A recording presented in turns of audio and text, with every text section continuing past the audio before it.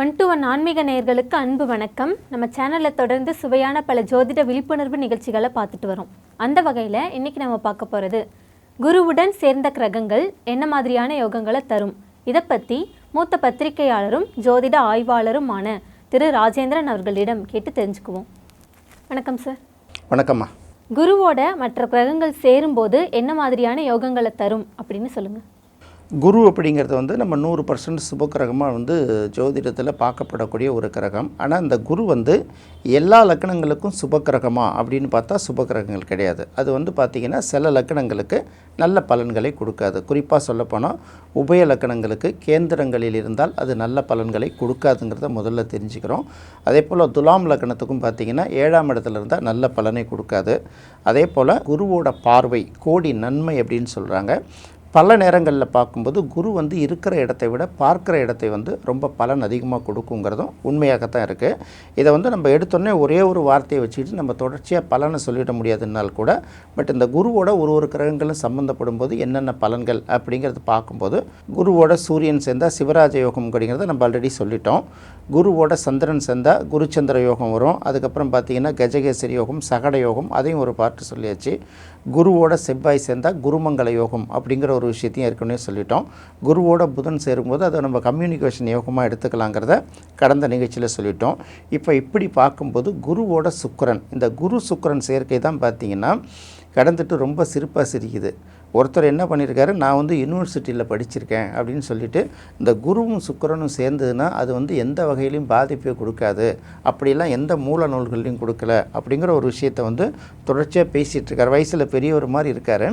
அதாவது எப்படின்னா, படிப்பறிவு அப்படிங்கிறது வேறு, பட்டறிவுங்கிறது வேறு, அனுபவ அறிவுங்கிறது வேறு.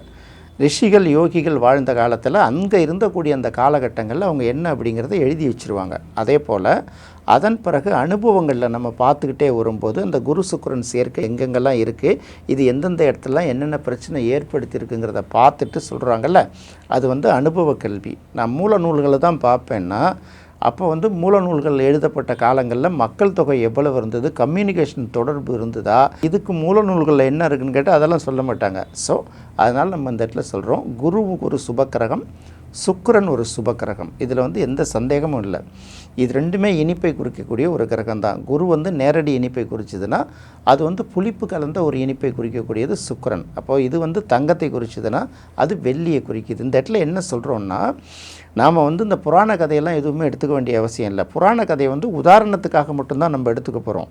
இப்போது பசுமாட்டிலேருந்து நம்ம பால் எடுக்கிறோம்லே, அதை நம்ம யூஸ் பண்ணிக்கிறோம். ஆனால் எருமை மாட்டிலேருந்தும் பால் எடுக்கிறோம், யூஸ் பண்ணிக்கிறோம். ரெண்டும் பால் தானே, ரெண்டுத்தையும் ஒன்றா மிக்ஸ் பண்ண முடியுமா சில நேரங்களில்? அப்போ என்னென்னா, இதுக்கு இருக்கக்கூடிய தன்மையும் ஒன்று, அதுக்கு இருக்கக்கூடிய தன்மையோடு ஏதோ ஒரு இடத்துல நம்ம அதில் பிரித்து எடுக்கிறோம்ல. அதனால தான் இது ரெண்டுத்தையும் ஒன்றா வைக்கக்கூடாது அப்படிங்கிற ஒரு விஷயத்த சொல்கிறாங்க. வைக்கும்போது இது ஒரு பக்கத்தோட தன்மையை அது மேலே ப்ரெஷர் கொடுக்கும், அது ஒரு பக்கத்தோட தன்மையை இதுக்கு ப்ரெஷர் கொடுக்கணும். இதை ரொம்ப சயின்டிஃபிக்காக சொல்லணும்னா, இந்த ரயில்வேயில் பழைய அந்த நிலக்கரி என்ஜின்லாம் போகும் தெரியுமா, பிஸ்டன்னு சொல்லுவாங்க, இப்படி தள்ளும், அதுக்கப்புறம் கீழே இந்த பக்கம் தள்ளும்போது இது சுத்தம்ல, அது மாதிரி ஒன்று அப்படி இழுத்துனா ஒன்று இப்படி இழுக்கும். இதை உதாரணமாக சொல்கிறதுனால தான் இதை குரு சுக்கிர மூடம் அப்படின்னு சொல்லி வச்சுருக்காங்க. ஸோ இந்த குரு சுக்கிரன் சேர்ந்து இல்லாமல் ஒன்றை ஒன்று பார்த்து கொண்டால், ஒன்றை ஒன்று பரிவர்த்தனையாகி இருந்தால், அப்படி இல்லாட்டி இது ஒன்று இது திரிகோணம் அந்த மாதிரி இடங்களில் இருந்தால் கூட நல்ல பலன்களை கொடுக்குங்கிறது உண்மை. அதில் எந்த மாற்று கருத்தும் கிடையாது. ஆனால் சேர்ந்து இருந்தால் அந்த பலன் அது குரு சுக்கிர மூடமாக தான் எடுக்கணும், அது நல்ல பலன்களை கொடுக்காது. இது புக்கில் உள்ளதை ஒப்பிச்சிட்டு சொல்கிற விஷயங்கள் இல்லை. ஒரு 40-50 ஜோதிடங்களில் ஜாதகங்களை வாங்கி பார்த்துட்டு அவர்களுடைய வாழ்க்கை எப்படி இருக்குன்னு பார்த்துட்டு சொல்லும்போது தான் இது நல்ல யோகத்தை கொடுக்குமா கொடுக்காதாங்கிறத நம்ம முடிவு பண்ண முடியும். இதுக்கு ஒரு வேளை குருவும் சுக்கிரனும் சேர்ந்திருந்து அதுக்கு சனியோட பார்வை கிடைத்திருந்தால் அந்த தோஷம் விலகும். சனி பகவானை நீங்கள் போய் கும்பிட போகிறீங்க, சனிக்கிழமை போய் விளக்கேற்றிட்டு வாங்க சனி பகவான் சந்நிதிக்குன்னா, நீங்கள் போய் நேரடியாக விளக்கேற்றிட்டு சனியை நேரடியாக நின்று கும்பிடக்கூடாது. சைடில் தான் பார்த்து கும்பிடணும்பாங்க. ஏன்னா நேரடியாக பார்த்தாலே போதும், அவர் நம்மளை அடிக்கணுங்கிற அவசியம் கிடையாது. திருநள்ளாறு கோயிலுக்கு போகிறாங்கல்ல, சனீஸ்வர பகவான் கோயிலுக்கு, அப்படி சுற்றிட்டு வரும்போது கடைசியாக என்ன பண்ணுவாங்க, வாசலில் நிற்கிற யானைக்கிட்ட ஒரு ஆசீர்வாதம் வாங்கிட்டு வருவாங்க. ஏன்னா அதுதான் குரு.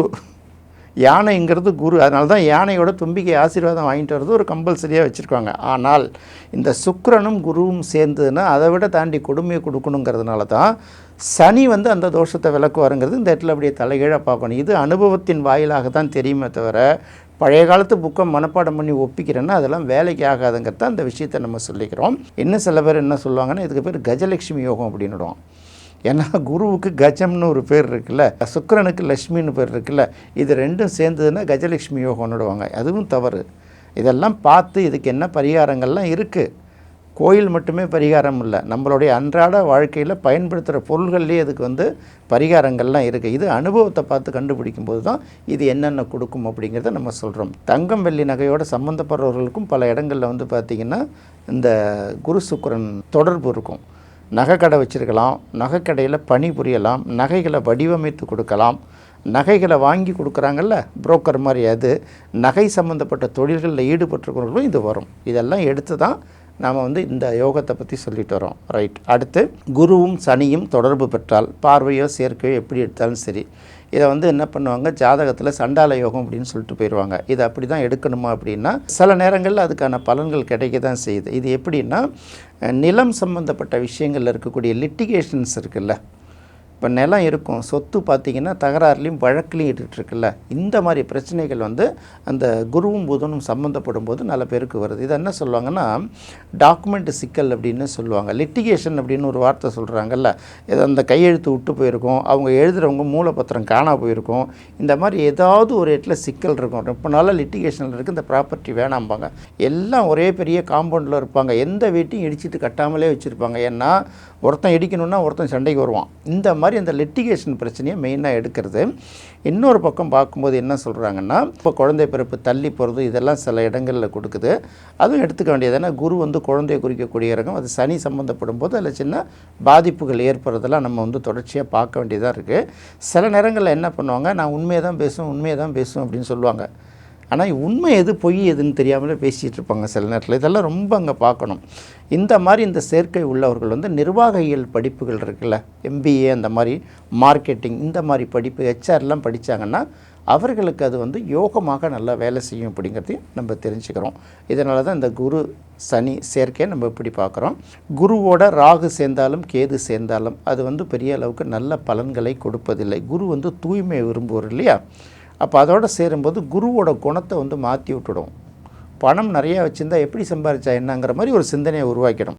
குருவோட கேது சம்மந்தப்படும் போது பணத்தை ஏன் பண்ணுறக்கூடிய ரூட்டையும் சில நேரங்களில் தடுத்து விட்டுடுது. ஏன்னா குருங்கிறது பணத்தை குறிக்கிறது இல்லையா. அப்போ கேது சேரும்போது என்ன பண்ணோம், அந்த டிஸ்டர்பன்ஸை க்ரியேட் பண்ணி கொடுத்துருக்கோம். அப்படியே லைனாக வந்துக்கிட்டே இருப்போம், எல்லாம் சம்பளம் வாங்கிட்டே இருப்போம், நம்ம வரும்போது கவுண்டரை மூடிட்டு போவோம் சில பேர் இல்லையா. இந்த மாதிரி சில பாதிப்புகளை நம்ம வந்து தொடர்ச்சியாக சந்திக்க வேண்டியதாக இருக்குது. குரு தனியாக இருக்கிறத மட்டுமே வச்சு சில பலன்களை சொல்ல முடியாது. அது சுக்கிரனோட சேரும்போது என்ன பண்ணும், சுக்கிரனோட பார்வை செய்யும்போது என்ன பண்ணும், அதே போல் சனியோட சேரும்போது என்ன செய்யும், சனியோட பார்வை பெறும்போதும் தொடர்பு பெறும்போதும் என்ன மாதிரியான பலன்களை கொடுக்கும், ராகு கேதுகளோட சம்மந்தப்படும் போது என்னென்ன மாதிரியான பலன்களை கொடுக்குங்கிறத இதில் பார்த்தோம். குருவோட மற்ற கிரகங்கள் சேரும்போது என்ன மாதிரியான யோகங்களை தரும் அப்படின்னு மக்களுக்கு புரிகிற மாதிரி தெளிவாக சொன்னீங்க சார். ரொம்ப நன்றி சார். நன்றிம்மா. நேயர்களே, இந்த நிகழ்ச்சி உங்களுக்கு ரொம்ப பிடிச்சிருக்குன்னு நினைக்கிறேன். மீண்டும் மற்றொரு சுவையான நிகழ்ச்சியில் சந்திப்போம். நன்றி, வணக்கம்.